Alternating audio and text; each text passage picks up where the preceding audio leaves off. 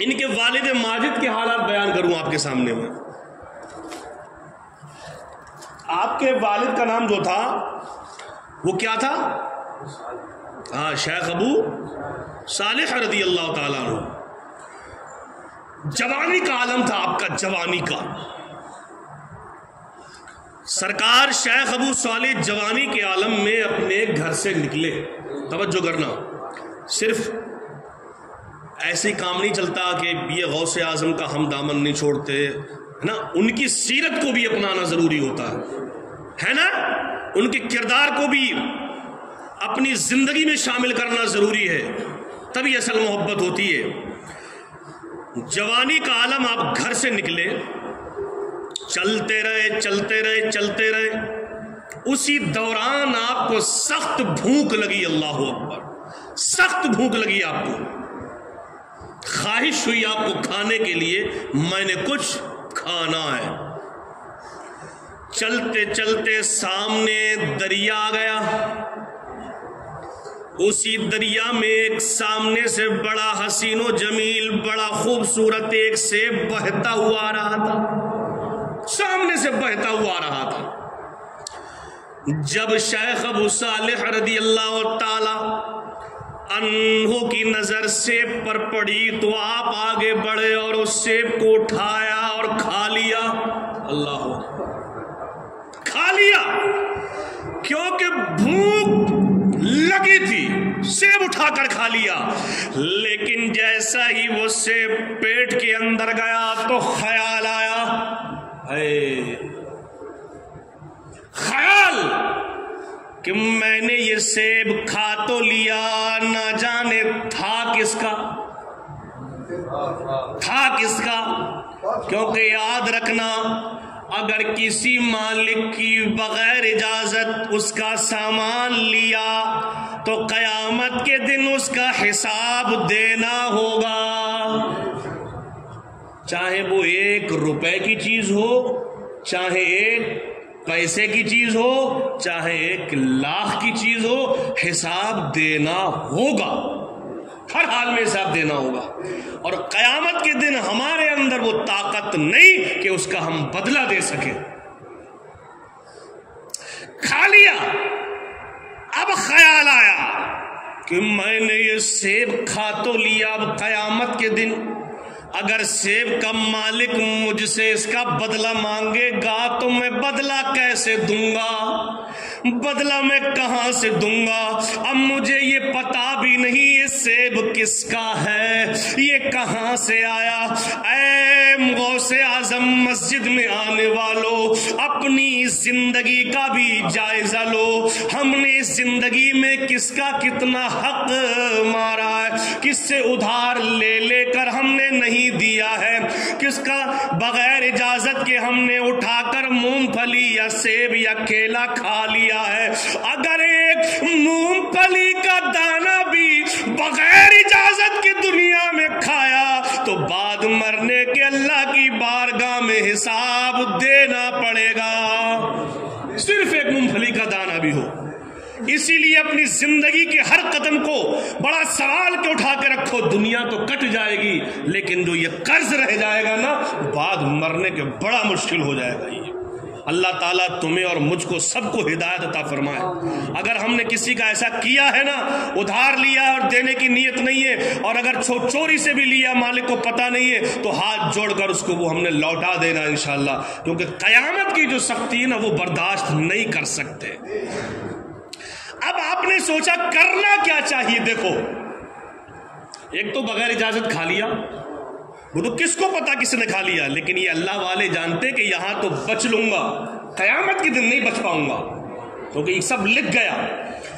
اب سوچا کہ میں اس سیب کے مالک کو تلاش کیسے کروں. تو آپ نے دماغ میں ایک آئیڈیا دوڑایا، کہا یہ پانی ادھر سے بہتا ہوا آ رہا ہے اور یہ سیب بھی ادھر سے ہی آ رہا ہے.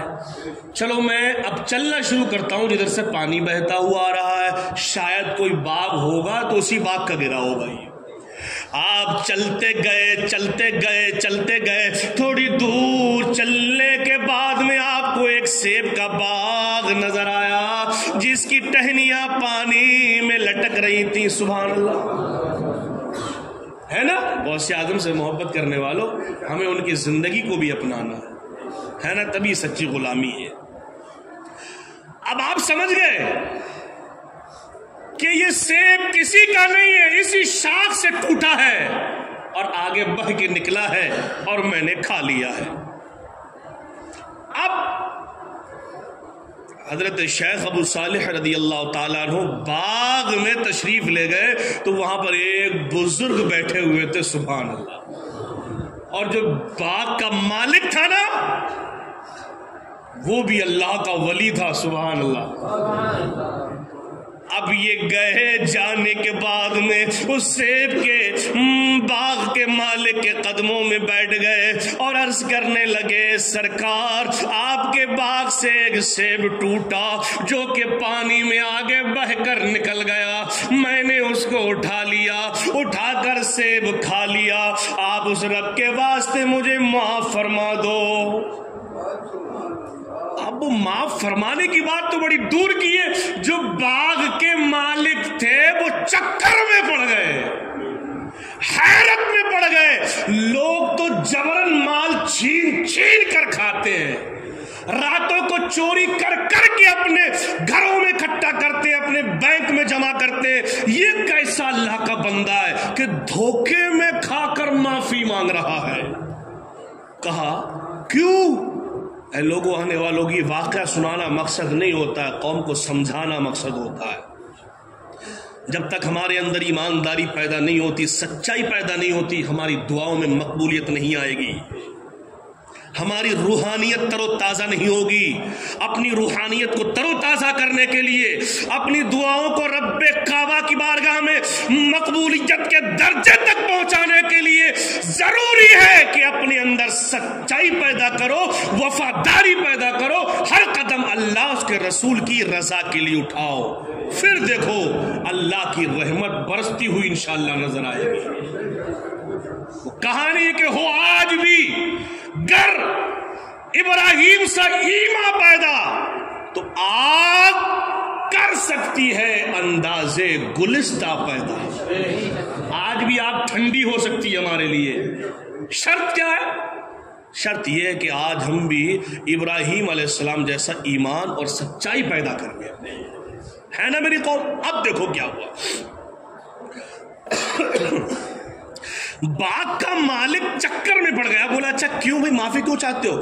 کہا یہ دنیا تو 4 دن کی زندگانی ہے، چلا جانا ہے، موت آ جانی ہے، لیکن یہ تمہارا ایک سیب جو میں نے کھایا نا، یہ میرے اوپر قرض رہے گا، قرض، اور قیامت کے دن میں اس کا بدلہ نہیں چکا سکتا۔ وہاں تو نفسی نفسی کا عالم ہوگا، باپ بیٹے سے بھاگتا ہوگا، بیٹا باپ سے بھاگتا ہوگا، کوئی کسی کے کام نہیں آئے گا۔ میں کہاں سے تمہارے سیب کا بدلہ چکاؤں گا؟ خدا کے لیے معاف کر دو۔ اتنا جب سنا نا تو سیب کے مالک وہ اللہ کے ولی تھے، ان کی آنکھوں سے بھی آنسو گرنے لگے، اور سوچا، دل میں خیال آیا کہ جو بھول کر کھا لے وہ جان بوجھ کر تو کبھی ایسا کر ہی نہیں سکتا، جو دھوکے میں گناہ کر لے وہ جان بوجھ کر گناہ نہیں کر سکتا، اور اس سے اچھا داماد مجھے مل بھی نہیں سکتا۔ کیا بات ہے! دیکھو، لوگ دنیا کی دولت دیکھ دیکھ کے بیٹیوں کا رشتہ کرتے ہیں، اور یہی وجہ ہے لوگ زمین کاروبار دیکھ کے اپنے بیٹیوں کا رشتہ کرتے ہیں، لیکن پہلے اللہ والے مکان نہیں دیکھتے، زمین نہیں دیکھا کرتے، بلکہ دیکھتے تو یہ دیکھتے کہ نبی کا عاشق ہے یا نہیں ہے، یہ نمازوں کا پابند ہے یا نہیں ہے۔ اگر نمازوں کا پابند ہوتا تو اپنی بیٹی کا رشتہ کر دیتے۔ اسی لیے لوگوں، رشتے جب تلاش کیا کرو تو دنیا کی دولت کے ساتھ اس کے اندر دین کی دولت بھی دیکھا کرو، جس سے تمہاری بچی کی نسل آگے جب چلے گی تو شریعت مصطفیٰ کے دائرے میں رہ کر اس کی پرورش ہوگی۔ خیر، وقت آگے جا رہا ہے۔ کہا میں معاف کر دوں گا، روایتیں 2 ٹکراتی ہیں، ایک میں کہا ہے کہ کئی سال آپ کا باغ کی راکھی کرنی پڑی، لیکن اصل دیکھو، کہا میں تجھے معاف کر دوں گا، میری ایک شرط ہے۔ کہا شرط کیا ہے بتائیے گا؟ ہر شرط ماننے کو تیار ہوں، لیکن قیامت کے دن اس کا جواب دینا بڑا مشکل ہوگا۔ جو کرنا ہے کرانا ہے دنیا میں ہو جائے۔ اے لوگوں، آپ سے بھی اگر کوئی ایسا معاملہ پیش آیا نا تو خدا کے واسطے ابھی زندگی ہے، توبہ کا دروازہ کھلا ہے۔ اللہ معاف کرنے والا، اگر کسی کا حق مارا ہے یا دبایا ہے تو یارو خدا کے واسطے اس رب کی بارگاہ میں گڑ گڑا کر توبہ کرو، اور جس کا حق لیا ہے اس کو واپس کرو۔ کیونکہ یہ بھی مسئلہ ہے گجر صاحب، جب بات آ گئی تو میں آپ کو بتاؤں، اگر میں نے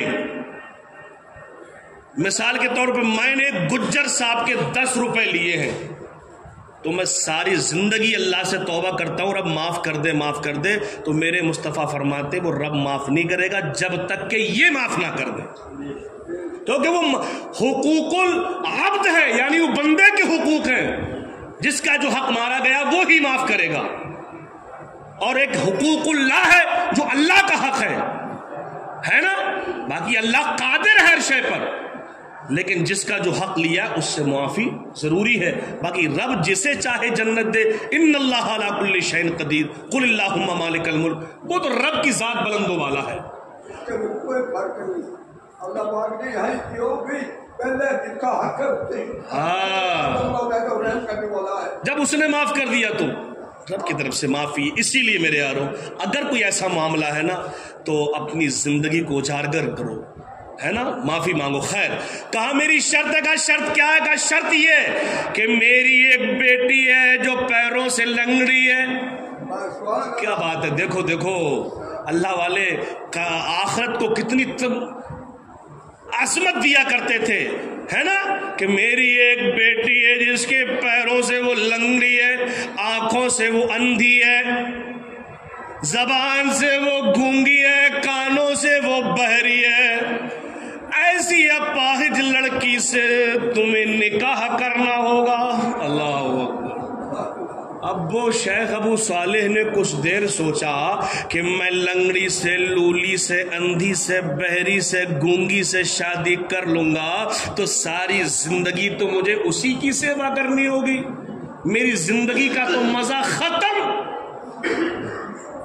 کچھ دیر سوچا، پھر دل میں خیال آیا کہ اے ابو صالح، یہ دنیا کا پتہ نہیں، کل نفس ذائقۃ الموت، موت آئے گی، دنیا ختم ہو جائے گی، یہ تو کٹ جائے گی، لیکن قیامت کے دن جو سیب کا بدلہ چکانا ہوگا نا وہ بڑا خطرناک ہوگا۔ وہ کیسے چکایا جائے گا؟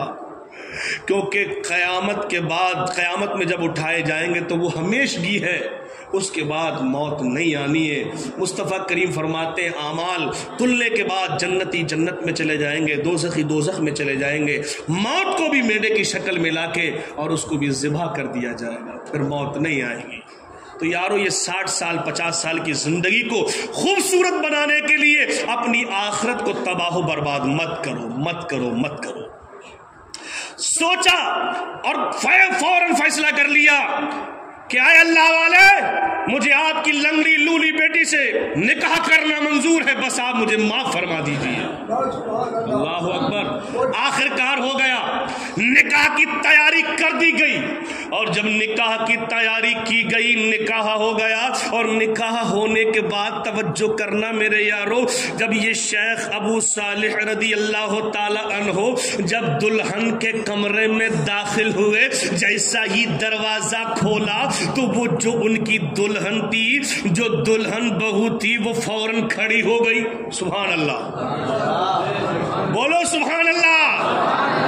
کھڑی ہو گئی تو یہ وہی رک گئے کہ میری بیوی تو وہ تھی جو پیروں سے لنگڑی تھی، اب جب وہ کھڑی ہو گئی تو اس نے سلام بھی کر لیا، السلام علیکم، تو اور چکر میں پڑ گئے کہ میری بیوی تو وہ ہے جو زبان سے گونگی ہے نا، اور جب میں نے دروازہ کھولا تو اس نے آہٹ کو بھی سن لیا اور آنکھوں سے مجھے دیکھ بھی لیا۔ سبحان اللہ، اس کی تو آنکھیں بھی اچھی ہیں، اس کے تو کان بھی اچھے ہیں، اس کے تو ہاتھ بھی اچھے ہیں، پیر بھی اچھے ہیں، یہ میری دلہن نہیں ہو سکتی۔ آپ فوراً واپس آ گئے، اور کہا کہ دھوکے سے ایک سیب کھا لیا تو لنگڑی لولی سے شادی کرنی پڑ گئی، اب کسی غیر عورت کو اگر ٹچ کر دیا تو نہ جانے سزا کیا ملے گی۔ واپس آ گئے اور اپنے سسر کے پاس آ کر کہنے لگے یہ تو میری دلہن نہیں، کہا یہی تمہاری دلہن ہے۔ کہا تم نے تو کہا تھا کہ پیروں سے لنگڑی ہے۔ اے غوث اعظم مسجد میں آنے والوں، یہ جو میں بتانے جا رہا ہوں لنگڑی لولی کیوں تھی، اس پہ غور کرو، توجہ کرو، اپنی دل کی تختی پہ لکھو اور اپنے گھروں میں جا کر عمل کرو، اپنی ماں بہن بیٹیوں سے عمل کراؤ۔ یہ دنیا کی زندگی تھوڑی ہے، ایک دن مرنا ہے، قیامت کے دن اللہ کی بارگاہ میں حساب دینا پڑے گا۔ تو شیخ ابو صالح کے سسر کہتے ہیں کہ میں نے کہا تھا میری لڑکی پیروں سے لنگڑی ہے، اس کا مطلب یہ تھا میری بیٹی نے کبھی اپنے گھر کے باہر قدم نہیں رکھا۔ میں نے کہا تھا میری بیٹی زبان سے گونگی ہے، اس کا مطلب یہ تھا کہ میری بیٹی نے کبھی کسی غیر محرم سے بات نہیں کی۔ میں نے کہا تھا میری بیٹی کانوں سے بہری ہے، اس کا مطلب یہ تھا میری بیٹی نے کبھی کسی غیر محرم کی آواز کو بھی نہیں دیکھا۔ میں نے کہا تھا اندھی ہے، اس کا مطلب یہ تھا کہ میری بیٹی نے کبھی کسی غیر محرم کو نہ دیکھا۔ کانوں سے اگر سنا تو خدا کے قرآن کیا، خدا کا قرآن سنا ہے، اگر زبان سے کچھ بولا ہے تو خدا کا قرآن پڑھا ہے، آنکھوں سے دیکھا ہے تو خدا کا کلام دیکھا ہے۔ اے لوگوں، میں تمہیں بتانا چاہتا ہوں جب لڑکی اللہ سے اتنا ڈرنے والی ہو، شریعت مصطفیٰ کی پابند ہو، اور جب لڑکا اس کے دل میں خدا کا اتنا خوف ہو، اور جب ایسے لڑکے اور لڑکی کو ملا دیا جاتا ہے تب کہیں غوث اعظم پیدا ہوتے ہیں۔ آخرکار آج 50 سال کے پیچھے یہ بات سنی ہے، سچی بات۔ کیا بات ہے، کیا بات ہے، کہنا آج سے 50 سال پہلے یہ واقعہ سنا تھا، سچا ہے الحمدللہ۔ غوث اعظم یہ ہے، اسی لیے میں کہنا چاہتا ہوں کہ ہمیں اپنی نسلوں کو نیک بنانے کے لیے خود کو بھی نیک بننا ہوگا۔ ہمارے بچے اچھے ہو جائیں تو ہمیں خود کو بھی اچھا بننا پڑے گا۔